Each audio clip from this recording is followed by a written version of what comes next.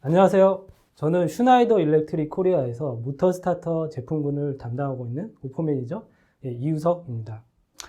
오늘 강의는 모터 보호 및 모터 스타터 구성에 대해서 알아보도록 하겠습니다. 우선 목차를 준비했는데요. 첫 번째는 이제 모터가 소선되는 원인이 무엇인지 한번 확인을 해보고 그러면 어떻게 보호를 해야 되고, 그리고 두 번째는 이 모터 스타터를 어떻게 구성을 하는지, 그리고 다음으로 세 번째는 이번에 모터 스타터 구성에 대한 핵심 제품인 전자개폐기, 과부하 개전기, 모터 보호 개전기에 대해서 간략하게 알아보고요. 네 번째는 이제 세 번째에 있는 각 그 모터 스타터에 대한 거를 어떻게 조합을 하는지, 코디네이션에 대한 부분, 그리고 마지막으로는 요즘 화두가 되고 있는 IMCC에 대해서 알아보도록 하겠습니다. 첫 번째는 이제 모터 소선 및 보호에 관련된 내용입니다. 모터는 우리가 일상생활에서 가장 많이 볼 수 있는 부하라고 보시면 돼요. 거의 전 세계적으로 보면 약 한 40% 정도가 모터 부하에 해당이 되고요. 그만큼 모터가 많이 설치되어 있기 때문에 모터가 또 고장이 나면 여러 가지 안 좋은 영향을 끼칠 수가 있습니다. 그렇다면 모터가 소선이 되는 원인이 어떤 것들이 있는지 한번 알아보도록 하겠습니다. 첫 번째는 주회로에 대한 부분입니다. 주회로 같은 경우에는 전압 변동이 크거나 또는 어떤 배선이 단선이 발생했을 때 이제 주회로가 문제가 발생해서 모터 소선으로 이어질 수가 있고요. 두 번째는 이제 부하에 대한 부분입니다. 부하적인 측면에서 과부하가 걸렸거나 아니면 어떤 공회전을 돌거나 그랬을 때 또 소선이 될 수도 있고요. 다음으로는 운전 조건 측면에서 작업자가 너무 빈번하게 모터를 온오프를 반복을 했어요. 그랬을 때도 또 소선이 될 수가 있고요. 그리고 네 번째로 환경적인 측면에서는 예를 들면 온도, 습도가 너무 높거나 낮은 경우, 또는 분진이 너무 많고 또 어떤 화학단지 같은 경우는 부식성 가스가 많잖아요. 그러한 이유 때문에 또 소선이 될 수도 있고요. 그리고 다섯 번째는 처음에 설치를 할 때 잘못 설치했을 경우, 그리고 여섯 번째는 전동기 자체에 또 어떻게 보면 결함이 있었을 수도 있고요. 그리고 일곱 번째는 이제 그 작업자가 조작을 잘못했을 경우. 그리고 다음으로는 이제 수명이 다해서 어떤 절연물이 열화가 되거나 베어링 마모가 발생했을 경우. 그리고 마지막으로는 이런 보수나 점검 이런 것들이 좀 미비했을 때 또 모터가 소선이 될 수도 있죠. 사실 그래서 이 다양한 원인이 있는데 하나의 원인에 의해서 이제 모터가 소선이 될 수도 있지만 대부분은 이런 복합적으로 발생을 합니다. 모터의 소선은. 그래서 이제 모터가 소선되는 게 단순하게 모터 자체 한 대의 어떤 교체 비용, 그것만 생각하실 수도 있는데 사실 더 중요한 거는 이 한 대의 소선으로 인해서 어떤 실제 공장 생산 라인이 멈추게 되고 그거에 따라서 어떤 품질 불량, 그리고 어떤 생산성이 감소하게 되고 이에 따라서 어떤 수리비, 인건비, 더 많은 어떤 비용이 발생하게 됩니다. 그렇기 때문에 우리는 이러한 부분을 어떻게 재발 방지 대책으로 할지 고민을 해봐야 될 것 같습니다. 다음은 이제 모터의 소선 사례입니다. 여기 한 사진 4가지를 준비했는데요. 먼저 이쪽 보시면 전자접촉기에 이 주접점이 융착이 되거나 어떤 결삭이 돼서 이제 모터의 소선까지 이어진 그 사진을 보실 수가 있고요. 이 밑에 2개 사진은 이 이제 모터 코일에 이제 층간 단락이 발생했고 이게 확산이 돼서 이제 모터 소선으로 이어진 부분이고요. 그리고 여기 사진은 이 제어반 내부에 어떤 접촉 불량에 의해서 결론적으로는 제어반이 화재까지 발생하게 되고 이에 따라서 이제 모터가 소선된 그런 케이스를 보실 수가 있습니다. 그래서 저희가 현장 조사를 한번 해봤어요. 어떠한 원인에 의해서 모터가 소선되는지. 한 40% 정도가 과부하에 의해서 모터가 소선이 된다고 해요. 굉장히 큰 비중이죠. 그리고 두 번째는 약 20%가 결상. 그리고 나머지 절연이나 기계 베어링, 기타 이유들이 있을 수 있고요.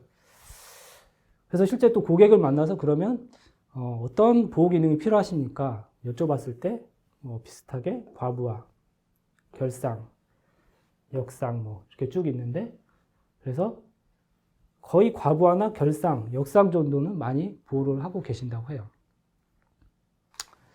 그럼 다음으로는 이 모터 그 소손의 원인 중에 가장 큰 원인인 과부하 보호에 대해서 좀 알아보도록 하겠습니다. 과부하는 말 그대로 모터에 어떤 그 용량이 있을 거고 그 용량보다 큰 부하가 걸리게 되는 것을 이제 과부하라고 하죠.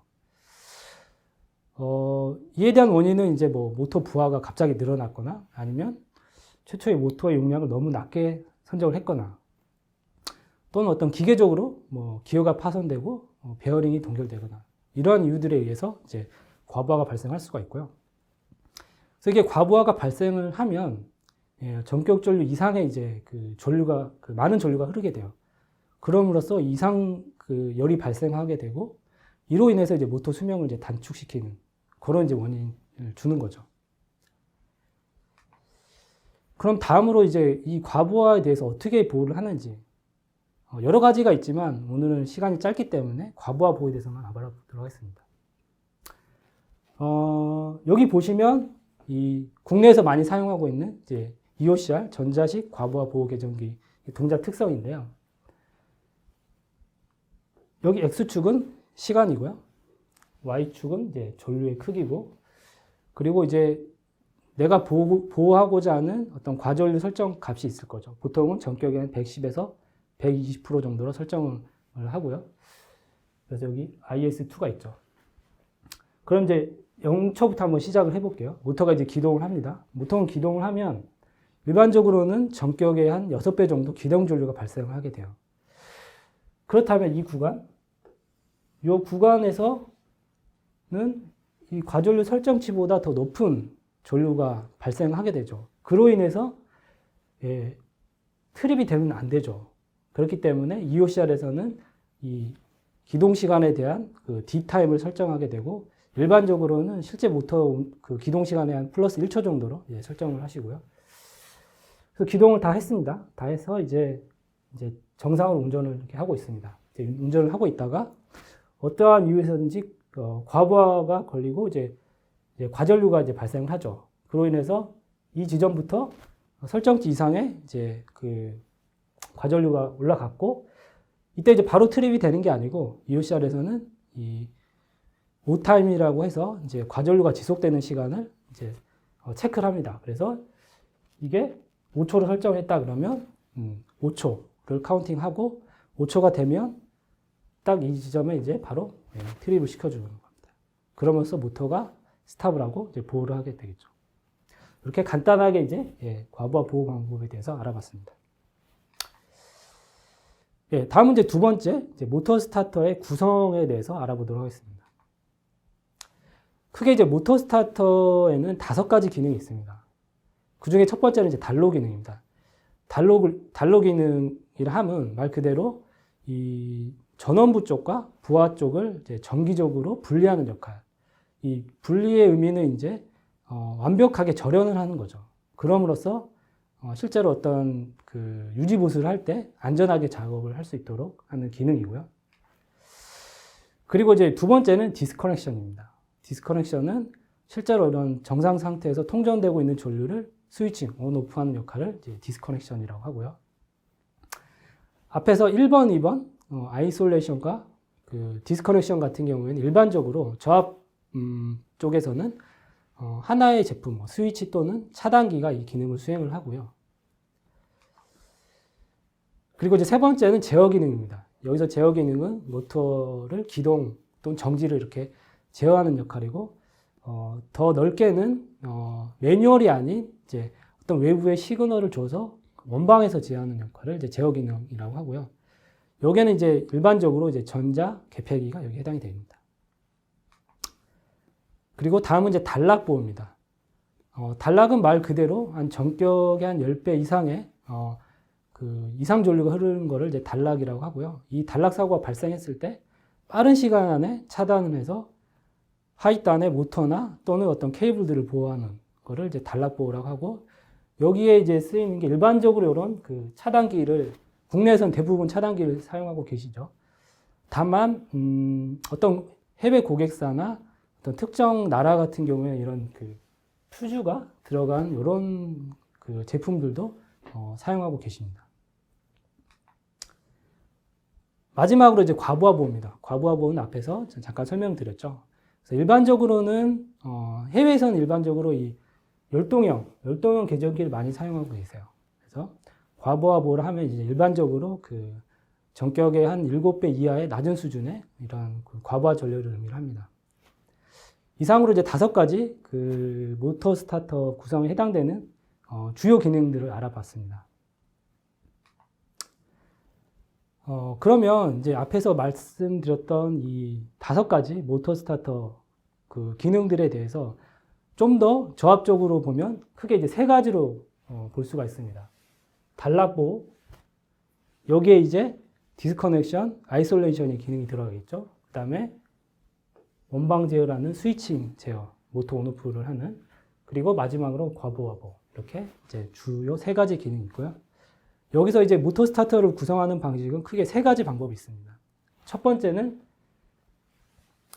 3가지 제품으로 구성하는 방식. 그래서 이 3가지 제품의 구성 방식은 단락 보호는 그렇죠? 이런 차단기가 수행을 하고요. 그다음에 스위칭 제어는 전자 개폐기가 담당을 하고, 마지막으로 과부하 보호는 과부하 보호 계정기, 열동형 또는 이제 전자식이 사용을 하게 되죠. 그래서 이제 이 3가지 구성 방식은 국내에서 대부분 이렇게 사용하고 계세요.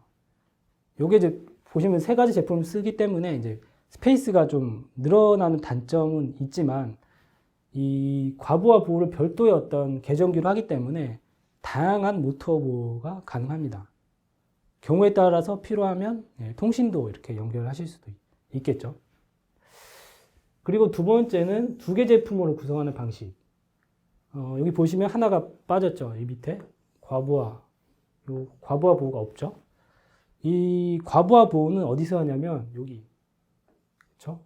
모터 보호용 차단기가 따로 있습니다. 그래서 이 모터 보호용 차단기에서 과부하 보호를 하게 되고, 물론 이제 단락도 여기서 보호를 하고요. 그 다음에 이 스위칭 제어는 마찬가지로 이제 전자개폐기가 수행을 하죠.